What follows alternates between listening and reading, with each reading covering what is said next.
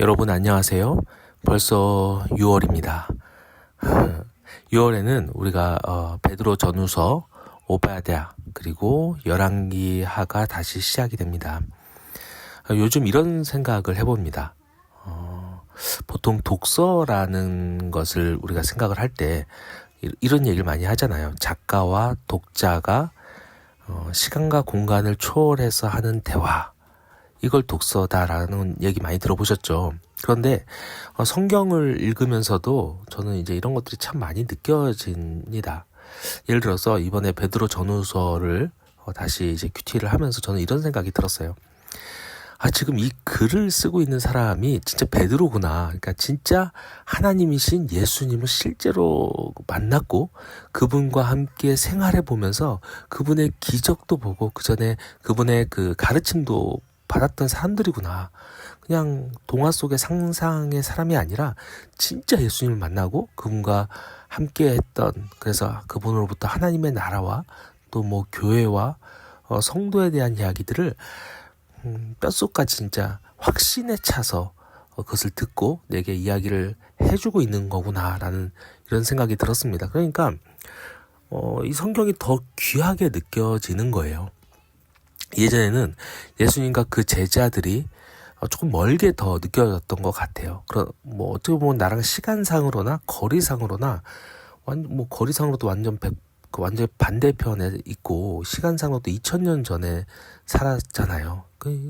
약간 멀리 떨어진 사람들처럼 느껴지기도 했는데 요즘은 이 성경에 나오는 이 사람들, 특히 이제 이번에는 베드로라는 사람이 직접 자신이 쓴 편지, 이 글을 보면서 정말로 베드로가 내 옆에서 이야기를 들려주는 것처럼 아주 가깝게 느껴졌다는 겁니다. 여러분은 큐티를 하면서 어떤 생각이 드시나요? 저는 그래요. 이 성경을 읽으면서 너무 완벽한 해답을 찾으려고, 그러니까 무슨 100%의 답을 찾으려고만 하는 것보다는 그래도 때때로는 이제 그때그때마다 느껴지는 감정 그리고 생각에 좀 잠겨보는 것도 좋은 것 같습니다. 자, 이번 달 월사 큐티는 아까 이야기한 것처럼 베드로 전서와 후서에 대해서만 조금 구체적으로 해서 우리가 개간을 살펴보려고 해요. 이게 진짜 베드로 전서하고 후서만 준비하는데도 시간이 많이 걸렸어요. 이게 하다 보니까 욕심이 생겨서 그냥 대충 하고 싶지는 않은 거예요. 그래서 이 베드로 전후서도 제가 월사 큐티를 2번에 나눠서 할 건데 한 번은 베드로 전서 오늘 하고 다음 주에 베드로 후서, 이렇게 해서 2주에 나눠서 하려고 합니다. 열왕기 하는 저희가 7월에도 이제 큐티를 할 거니까 그때 월사 큐티에서 할 거고요. 오바댜는 다음 기회에 보겠습니다. 제가 예전에 한번 설교를 했죠. 근데 딱 그겁니다. 오바댜는 이렇게 많지가 않아요, 내용이. 남유다와 예루살렘이 바벨론에 의해서 멸망하던 날을 묘사한 책이라고 보시면 됩니다. 멸망의 날이에요. 그래서 당시에 이스라엘의 아주 오랜 대적이었던, 그러니까 숙적이었던 에돔이, 그러니까 에돔은 대표하는 것이고, 온 세상의 나라들이 이스라엘을 비웃고 또 하나님을 대적한 것을 하나님께 고발을 하면서 하나님께서 어떻게 그 열방을 심판하실 것이고 또 이스라엘을 회복시킬 것인지, 이거를 딱 한 장으로 압축해서 쓴 게 바로 오바댜입니다. 이번에는 뭐 이 정도만 아시면서 묵상하셔도 좋을 것 같아요. 자, 오늘은 베드로 전서만 볼게요. 베드로 후서는 다음 주 영상을 다시 올리겠다고 이야기를 했죠. 자, 책 이름과 저자를 보시죠. 이 편지 형식의 성경은 헬라어로 되어 있거든요. 그런데 헬라어 성경으로 된 이 성경에서의 표제가 뭐라고 되어 있냐면 페트루알파라고 되어 있어요. 그러니까 베드로의 첫 번째 책이라는 뜻입니다. 그리고 여기 성경 자체에도 보면은 1장 1절에서 2절을 보면은 베드로가 자신이 쓴 편지다라는 것을 분명히 밝히고 있습니다. 그런데 이게 정말 학자들의 부정을 많이 받고 있기는 해요. 근데 저는 좀 이해가 안 됩니다. 예를 들어서 이런 것들이 있어요. 베드로는 주후 60년대 중후반에 사형을 당해서 죽었거든요. 근데 이 학자들의 주장이 이겁니다. 베드로 전서에 나온 표현들 중에 어떤 것들은 그 이후, 그러니까 베드로가 죽은 이후의 시대의 사람들이 썼던 표현들이 많다는 겁니다. 예를 들어서 베드로가 로마를 바벨론이라고 이렇게 지칭을 하는 게 나오거든요. 은유적으로 이렇게 표현을 하는데, 이게 기원 후 70년에 로마가 예루살렘 성전을 무너뜨리거든요. 그러니까 완전히 다 짓밟아요. 그 사건이 일어난 이후에 유대인들 사이에서 썼던 표현이라는 거예요. 또 보면은 베드로가 어부 출신이잖아요. 굉장히 많이 공부한 사람은 아니에요. 이제 그것을 강조하면서 과연 그가 헬라어로 편지를 쓸 수가 있었을까? 또 이렇게 문학적으로 뛰어난 글을 쓸 수가 있었을까? 이런 의문들을 제기하기도 하는 거예요.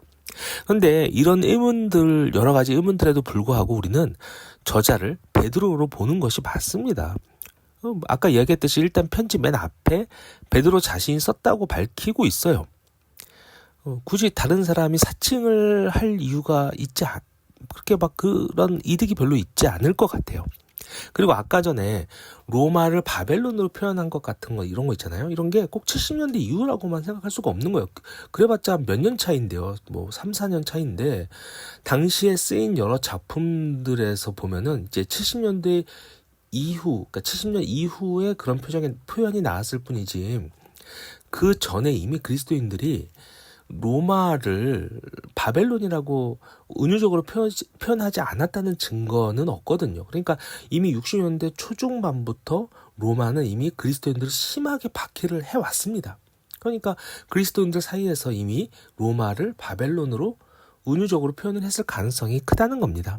그리고 베드로가 헬라어를 못했다라고 이제 하는 거나 글솜씨가 이제 베드로치고는 너무 뛰어난 거 아니냐, 이런 것도 이제 반박이 가능한데요. 제가 베드로전서 5장 12절을 읽어보도록 하겠습니다. 베드로전서 5장 12절을 제가 읽어드릴게요.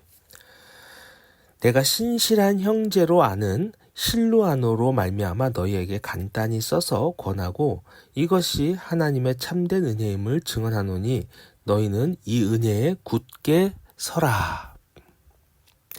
여기서 보면은 바울이 자신의 이 편지를 실루아노라는 사람이 대필했다라고 이야기를 하죠. 근데 이 실루아노가 누구냐면요, 바로 우리가 잘 알고 있는 실라입니다. 실라. 바울과 실라 들어봤죠? 실라는 바울의 2차 전도 여행에 동행했던 사람이에요. 이렇게 보면은 바울은 좀 약간 그런 경향이 있습니다. 약간 엘리트들하고 동행을 한 경향이 있었어요. 누가도 그렇고 마가라든가, 그렇죠? 그러니까 실라는 아마도 엘리트였을 겁니다. 그래서 헬라어에도 능통을 했을 것이고, 그리고 그가 이제 베드로가 이제 하는 말들을 대필해서 이 편지를 쓸 때 베드로는 이제 아마 아람어로 이야기를 했겠죠. 그것을 이제 헬라어로 썼을 것이라고 보는 것이 맞을 겁니다. 그리고 당연히 신라는 베드로의 말들을 편지로 이제 자기가 구현을 하면서 자신만의 어떤 언어 구사나 문화 양식을 자유롭게 결정해서 썼을 확률이 큰 것입니다. 당시에 대필하는 것이 되게 많았어요. 바울도 보면은 이렇게 불러주면서 이야기들 해주면 그것을 편지로 대필해주는 사람들이 있었습니다. 자, 기록 연대와 기록 장소를 보도록 하겠습니다. 기록 연대는 60년대 중반으로 여겨져요. 이때가 언제냐면 네로 황제 그리고 이제 로마가 기독교 박해를 가장 심하게 할 때였습니다. 특히 그들이 뭘 했냐면 황제 동상을 만들어요. 전 로마 국토 전 지역에 황제 동상을 만들어서 그것에 절하고 섬기지 않으면 뭐로 여기겠냐고 하냐면은 이제 로마의 지배 방식에 협력하지 않겠다라는 의도로 여긴 다음에 그들을 이제 죽였던 그런 시기였던 겁니다.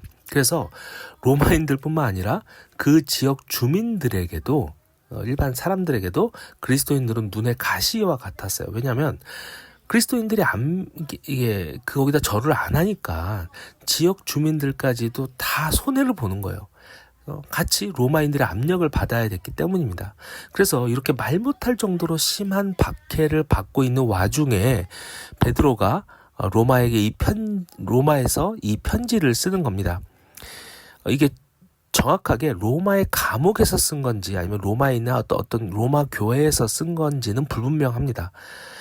베드로후서는 거의 확실하거든요. 감옥이라는 것이 확실해요. 그런데 베드로 전서는 아주 확실히는 모릅니다. 다만 편지 맨 끝을 보시면 5장 13절에 보면은 바벨론에 있는 교회가 너희에게 문안한다라는 이런 말을 이제 한 걸 보면은 베드로가 확실히 로마에 있다는 사실만큼은 확실하다는 겁니다. 그래서 초대교회의 교부들이라고 하죠. 초반에는 이제 목사들이 아닌 교부들이었죠. 이런 교부들이 이제 그렇게 기록을 남깁니다. 터툴리안이라든가 유세비우스라는 사람들, 이제 기록을 많이 남겼던 사람들이 그렇게 이야기를 또 하기도 합니다. 자, 이제 서신서의 기록 목적을 볼 차례인데요. 그거를 보기 전에 수신자에 대해서 잠깐 좀 살펴보려고 해요. 여러분, 이 편지를 받는 사람들을 베드로는 편지에서 이제 언급을 합니다. 뭐라고 하냐면 디아스포라라고 이야기를 해요. 근데 그 뜻이 뭐냐면 나그네라는 뜻이거든요. 근데 이게 정말로 신학적으로 굉장히 중요한 단어거든요. 제가 1장 1절과 2절을 읽어볼게요. 예수 그리스도의 사도 베드로는 본도, 갈라디아, 갑바도기아, 아시아와 비두니아에 흩어진 나그네, 곧 하나님 아버지의 미리 하심을 따라 성령의 거룩하게 하심으로 순종함과 예수 그리스도의 피 뿌림을 얻기 위하여 택하심을 받은 자들에게 편지하노니 은혜와 평강이 너희에게 더욱 많을지어다. 여기서뿐만 아니라 이외에도 계속해서 1장 17절 그리고 2장 11절에서 베드로는 이제 편지를 받는 사람을 뭐라고 부르냐면 나그네라고 부릅니다. 의도적으로. 그 2장 11절에서는 아예 나그네와 거류민이라고 부릅니다. 근데 이들이 원래 이제 이들을 이제 누구냐면은 편지 받는 이 나그네라고 불림을 받는 사람들이 누구냐면 당시 로마 제국의 온 지역에 흩어져 있는 모든 그리스도인들을 의미한다는 겁니다. 그런데 원래 이 디아스포라라는 말이 예전에는 유대인들만 뜻했어요. 특히 이제 구약 시대에 보면은 맨 마지막에 바벨론에 의해서 남유다가 멸망을 하고 유대인들이 온 세상에 퍼져서 살기 시작했잖아요. 근데 그때부터는 전 세계에 흩어져 사는 유대인들을 디아스포라라고 불렀어요. 그런데 베드로가 지금 말하고 있는 이 디아스포라, 그러니까 나그네라는 것은 그런 이제 구약적인 의미를 더 확장시킨 겁니다. 전 세계에 흩어진 유대인과 이방인 그리스도인으로 그가 이제 확대된 개념으로 지금 부른 거는 겁니다. 이제 왜 이렇게 생각할 수 있는지는 나중에 나옵니다. 그러니까 이 베드로 전서의 내용을 여러분들이 큐티를 하면서 이해할 때는 로마라는 거대하고 힘이 세고 악한 세상이 있는데 그 안에서 살아가는 그리스도인들에게 주는 말씀이라는 것, 이것을 꼭 기억하고 묵상해야 한다는 거예요. 그래서 여기 밑에 보면은 빨간색 질문을 보시면요, 이렇게 나와 있죠. 베드로 전서의 독자인 나그네는 오늘날 성도의 어떤 모습을 가리키는가? 자, 당연히 하나님을 믿지 않고 다른 가치관을 가지고 다른 모습으로 살아가는 이 세상의 거대한 문화 속에서 그것에 휩쓸리지 않고 하나님의 말씀으로 무장되어서 살아가고 있는 우리의 성도들을 의미한다. 이렇게 생각하면 되는 거죠. 디아스포라라는 것은 뭐냐면 지금 우리 자신을 이야기해요. 우리를 얘기합니다. 그러니까 지금 성경을 읽고 있는 그리스도인들 모두를 말하고 있는 것이다 라고 여기고 이 말씀을 받아들이면 된다는 것입니다. 이제 기록 목적으로 갈게요. 자, 그러면은 베드로가 이 나그네들에게 무엇을 말하고 싶었을까요? 뭘 말하고 싶은 걸까요? 대체 왜 이 편지를 썼을까요? 아까 이야기했듯이 박해로 인해서 세계 여기저기 흩어진 그리스도인들에게 그가 지금 이야기를 하고 있는 거잖아요. 이 세 가지를 이야기하고 싶은 겁니다. 제가 밑에 번호로 해놨는데요. 첫 번째로는 그들이 계속해서 하나님을 신뢰하기를 원했어요. 그리고 두 번째로는 그들이 믿는 사람답게 모든 일에 선을 행하기를 바랐습니다. 그리고 세 번째로는 이제 지금이 너무나 힘든 상황이지만 믿음을 좀 제대로 이렇게 절대로 버리지 말고 계속해서 성장해 나가기를, 믿음이 성숙해 나가기를 바랬던 겁니다. 그래서 이 세 가지를 우리가 큐티를 하면서 베드로 전서를 보면서 나의 말씀으로 받아서 보시면 되는 겁니다. 자, 그런데 여러분, 편지 내용 아까 이제 우리가 세 가지로 해서 볼 건데요. 그거를 보기 전에 또 배경을 좀 더 알면 좋겠어요. 당시에 그리스도인들이 어떤 고난을 당했는지 우리가 좀 생생하게 보고 싶어요. 그냥 그들이 고난을 당했어. 그들이 박대를 당해서 환난과 박해를 당했어. 뭐 이 정도로 생각하는 게 아니라 조금 더 생생하게 볼 수 있는 자료를 제가 하나 가져왔어요. 이게 무슨 글이냐면은 당시에 유다 지역의 총독인 플리니라는 사람이 있었는데 그 사람이 로마 황제 트라이아누스에게 편지를 썼거든요. 편지를 쓴 것 중에 그 안에서 좀 발췌한 것을 가져온 겁니다. 제가 이제 이거를 읽어 볼게요. 이걸 보면은 당시에 그리스도인들을 그 로마인들이 어떻게 대했고 또 그리스도인들은 여기에 어떻게 반응했는지를 알 수가 있습니다. 제가 빠르게 읽어 드릴게요. 이걸 알아야 이제 베드로 전서에서 베드로가 강조하는 말들이 더 피부에 와닿을 것 같습니다. 자, 제목은 당시 그리스도인들이 당한 고난, 플리니의 편지에서 가져온 거고요. 트라이아누스에게 보낸 플리니의 편지입니다. 자, 내용입니다. 그리스도인으로 고발된 이들을 조사하기 위해 제가 사용한 방법은 이것입니다. 저는 그들이 그리스도인인지 여부를 신문했습니다. 만약 그렇다고 하면 재차 질문했고 이번에는 사형시킬 수 있다는 위협도 덧붙였습니다. 그래도 그들이 그리스도인이라고 대답하면 전 그들을 처형하라고 명령했습니다. 서명도 없는 벽보들이 붙었고 거기에는 실명으로 많은 사람들을 고소하고 있었습니다. 그들 중에는 자신은 그리스도인도 아니고 그리스도인이었던 적도 없다고 부인하는 이들도 있었습니다. 그들은 몇 번이고 내 앞에서 신들에게 도움을 청하고, 여기서 신들은 저기죠. 로마 신들이죠. 신들에게 도움을 청하고 당신의 동상에 술과 유향을 바치며 경배하고는 사실 그 목적으로 당신의 동상과 다른 신들의 동상을 가져온 것입니다. 마침내 그리스도를 저주까지 하였습니다. 하지만 진짜 그리스도인들에게는 그런 일을 억지로 시킬 수 없었습니다. 그들에게는 이런 것을 시키지 않는 것이 옳다고 생각했습니다. 밀고자들에 의해 이름이 거명된 다른 이들은 처음에는 그리스도인이라고 고백했다가 얼마 후에는 부인했습니다. 사실은 그들은 설득을 받고 부인한 것입니다. 어떤 이들은 몇 년 전에, 다른 이들은 오래 전에, 그리고 몇 명은 20년 전에 부인했습니다. 그들은 지금 모두 당신의 동상 앞에서 경배를 드리고 다른 신들의 동상들에도 경배하고 또 그리스도를 저주하였습니다. 자, 여러분, 정말 눈물 나는 상황이에요. 박해가 너무 심하고 심지어 죽을 수도 있었고, 그리고 거기에 회유까지 하는 거죠. 그래도 그리스도를 부인하면 살려주겠다는 이런 말 때문에 많은 사람들이 그리스도를 부인합니다. 예수님을 떠나고 교회를 떠납니다. 근데 그럼에도 불구하고 어떤 사람들도 있나요? 밑줄 그은 부분을 보면은 필리니는 이런 언어를 썼죠. 진짜 그리스도인들이라고 하는데요. 절대로 굽히지 않는 사람들은 있었다는 겁니다. 많은 사람들이 죽음 앞에서 이제 이 로마인들에게 굴복하고 그리스도를 저주까지 하는데 그럼에도 불구하고 죽음을 불사하고 끝까지 예수님을 부인하지 않는 사람들이 지금 눈물나게 버티고 있는 상황이었다는 겁니다.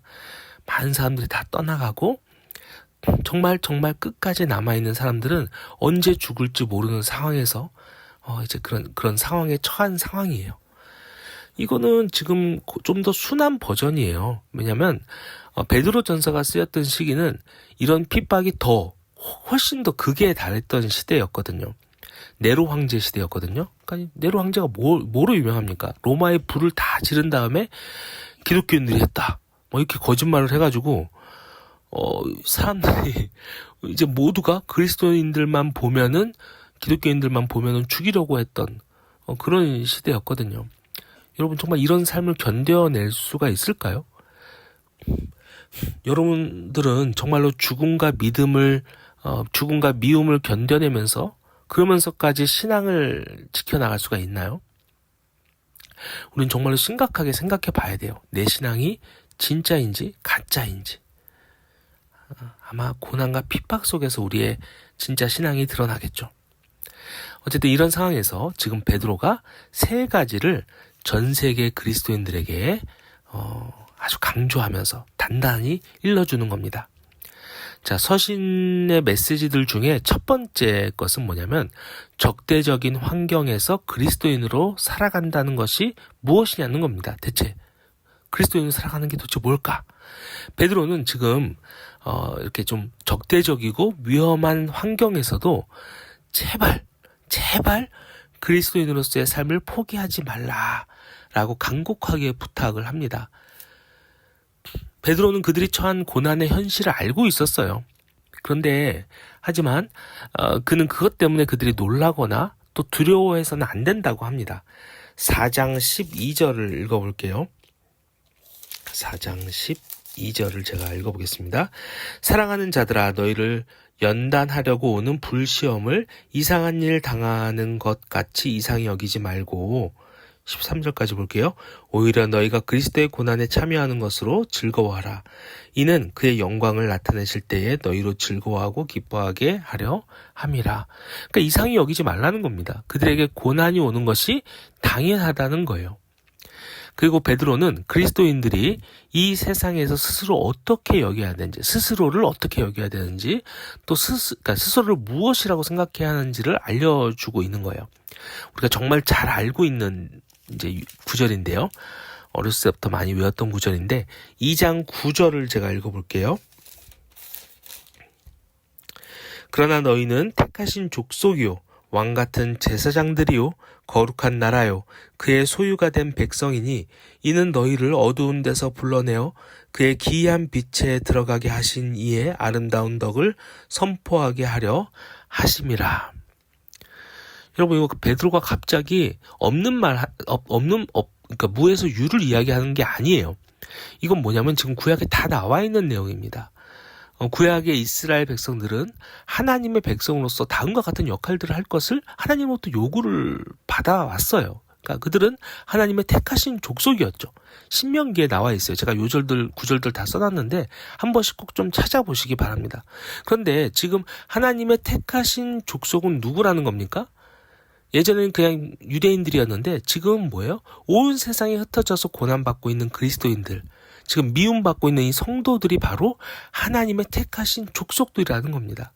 또 그들은 왕같은 제사장들이고 하나님의 거룩한 나라에 사는 하나님의 소유가 된 백성인 거예요.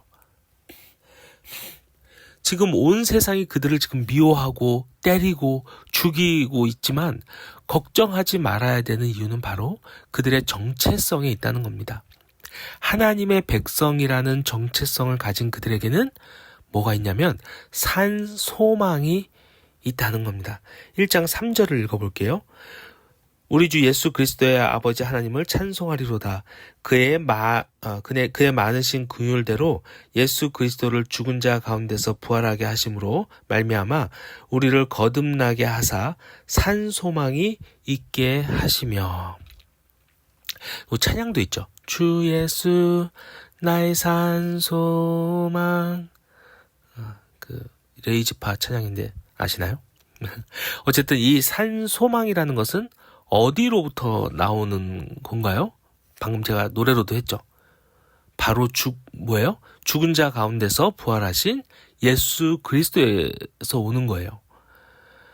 그러니까 우리 역시 이제 이 예수를 통해서 거듭난 존재가 되는 것이고 이것이 우리에게 산 소망이 된다는 것입니다. 또 이제 그들에게 또 무엇이 있을까요? 뭐가 있냐면 하늘의 유업도 있어요. 1장 4절도 읽어볼게요. 썩지 않고 더럽지 않고 쇠하지 아니하는 유업을 있게 하시나니 곧 너희를 위하여 하늘에 간직하신 것이라. 우리는 이제 하나님의 자녀이기 때문에 하늘로부터 받을 유업이 있다는 겁니다. 근데 그 유업이 뭘까요? 썩어질 이 세상의 재물인가요? 아니면 그리스도를 부인하고 저주하면서 얻을 수 있는 약간 연장된 그런 목숨일까요? 아니에요. 우리의 유업은 바로 하나님의 나라예요. 구약에서부터 계속해서 기업과 유업을 물려받는 것이 가장 큰 축복이라고 이야기를 하잖아요. 근데 그것은 뭐냐면 하나님의 나라를 소유하는 것을 의미하거든요. 여러분, 우리 그리스도인들은 이 땅에서의 고난을 겪을 가치가 있는 거예요. 왜냐면은 우리가 여기서 버티고 이긴 우리에게는 하나님으로부터 하늘나라의 유업을 얻기 때문에 그렇습니다. 자, 두 번째로 베드로가 강조하는 것은요, 이 앞에서 제가 이미 벌써 얘기를 해버렸는데, 이 고난의 끝이 있는데, 그때는 하나님의 은혜가 있기 때문에 그렇다는 것입니다. 우리에게는 소망이 있다는 거죠. 3장 18절부터 22절까지를 읽어볼게요. 그리스도께서도 단번에 죄를 위하여 죽으사 의인으로서 불의한 자를 대신하셨으니 이는 우리를 하나님 앞으로 인도하려 하심이라. 육체로는 죽임을 당하시고 영으로는 살리심을 받으셨으니 그가 또한 영으로 가서 옥에 있는 영들에게 선포하시니라. 그들은 전에 노아의 날 방주를 준비할 동안 하나님이 오래 참고 기다리실 때에 복종하지 아니하던 자들이라. 방주에서 물로 말미암아 구원을 얻은 자가 몇 명뿐이니 겨우 8명이라. 물은 예수 그리스도께서 부활하심으로 말미암아 이제 너희를 구원하는 편이 곧 세례라. 이는 육체의 더러운 것을 제하여 버림이 아니요 하나님을 향한 선한 양심의 강군이라. 그는 하늘에 오르사 하나님 우편에 계시니 천사들과 권세들과 능력들이 그에게 복종하느니라.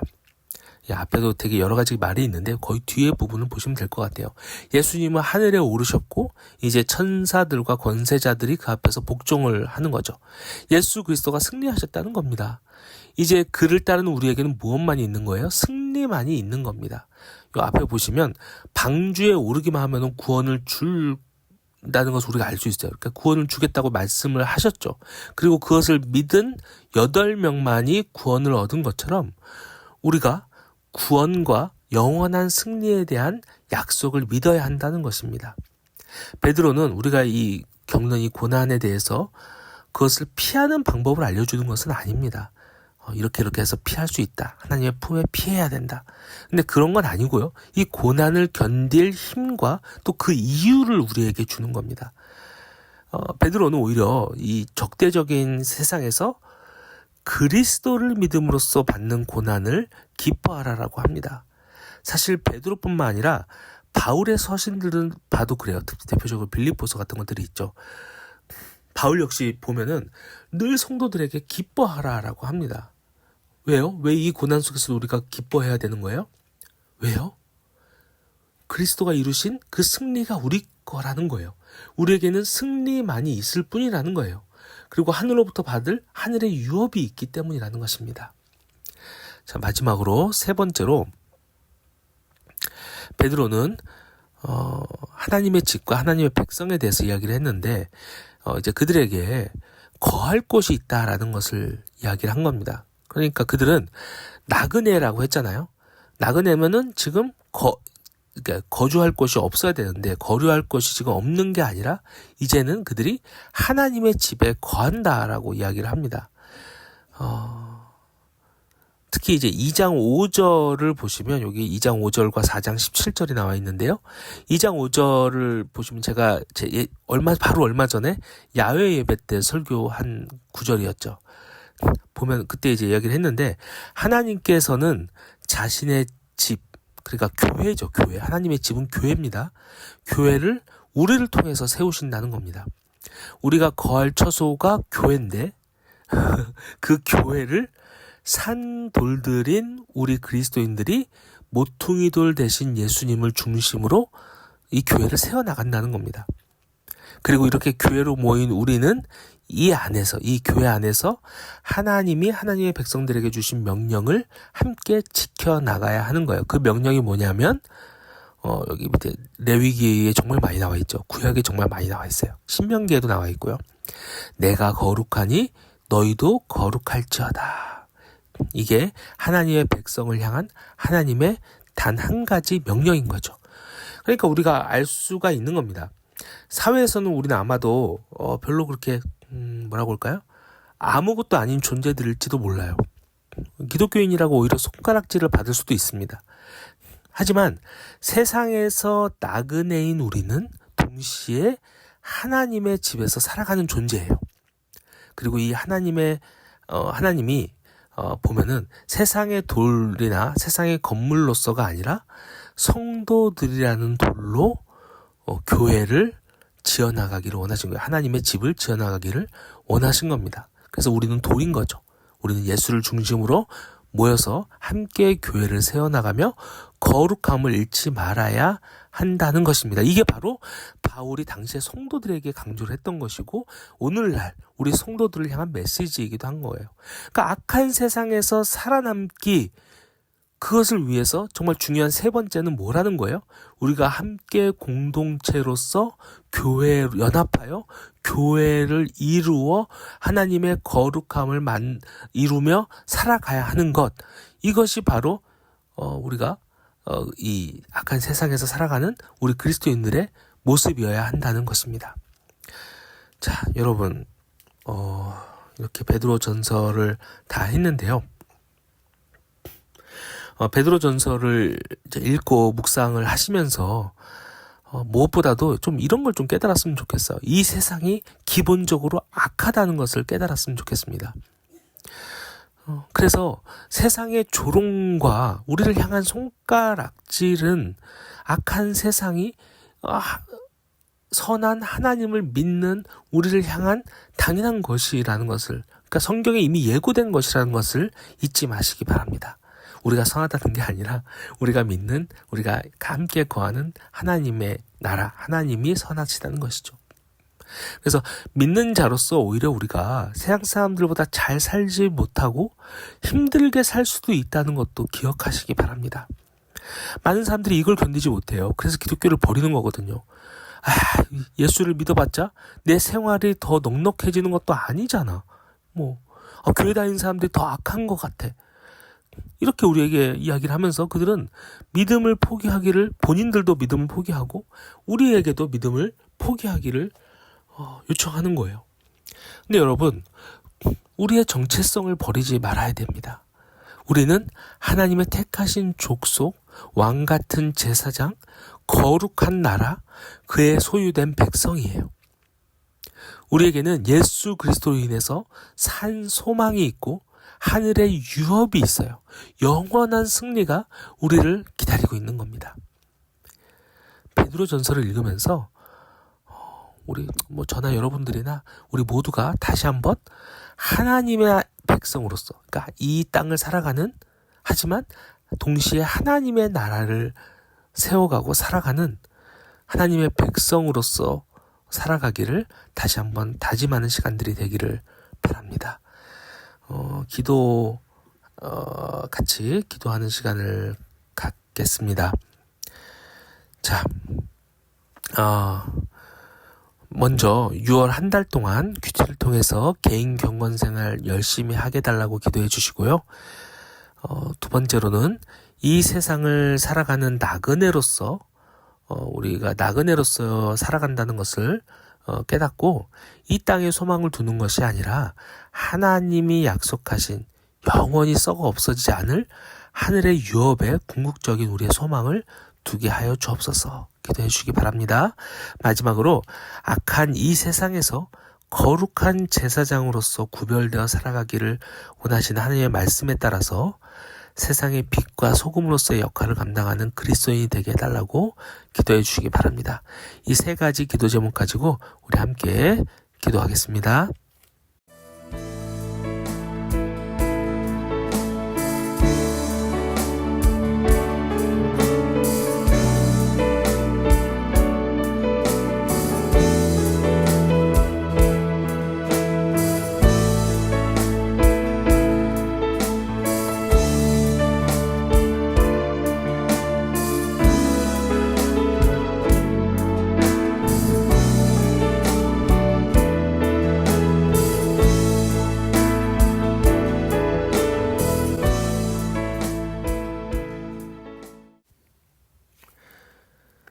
사랑의 하나님 아버지 감사합니다. 그 무엇보다도 하나님이 우리와 함께 하신다는 사실이 얼마나 위안이 되고 또 기쁨이 되는지 모릅니다. 이 땅에서 살아가면서 우리는 왜 그리스도인으로서 살아가는 것이 왜 이렇게 힘든가에 대해서 때때로 궁금해하기도 했습니다. 그러나 이 세상은 정말로 악하고 믿는 우리가 이곳에서 나그네로 살아가기 때문에 그렇다는 것을 오늘 알게 되었습니다. 악한 세상을 살아가고는 있지만 이 땅에서도 하나님의 집을 짓는 산 돌들로 살아갈 수 있게 하여 주옵소서. 거룩한 하나님의 백성의 직분을 잊지 않게 하여 주옵소서. 6월 한 달 동안 내 가정과 또 직장 그리고 그 외의 모든 관계들과 또 모든 속한 곳에서 늘 소금과 빛으로서 그리스도의 향기를 머금은 삶을 살아가도록 인도하여 주옵소서. 예수님의 이름으로 기도드립니다. 아멘.